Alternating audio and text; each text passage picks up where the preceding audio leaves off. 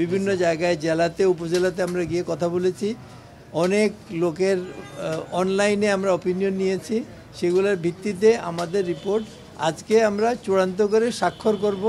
কালকে দুপুরে 12:30টায় আমরা মাননীয় প্রধান উপদেষ্টার অফিসে যাব এবং তাকে হস্তান্তর করব। আমরা আর আইনের যে আইন কমিশন তারাও কমপ্লিট করে ফেলেছেন। এই আর এর বাইরে এখন বলার কিছু নাই,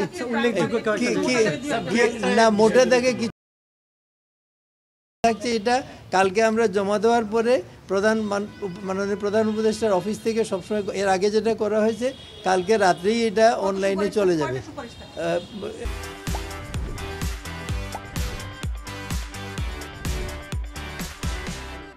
100টার বেশি সুপারিশ আছে।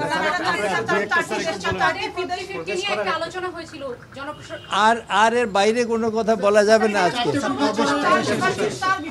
আমরা অনেক প্রস্তাব আলোচনা করেছি, কি ফাইনালি যাবে সেইটা কালকে দেখতে হবে। স্যার আমরা বলে দিই, শোনেন, ওই আমাদের এটা ওয়েবসাইটে পাবেন, সবাই জানবেন।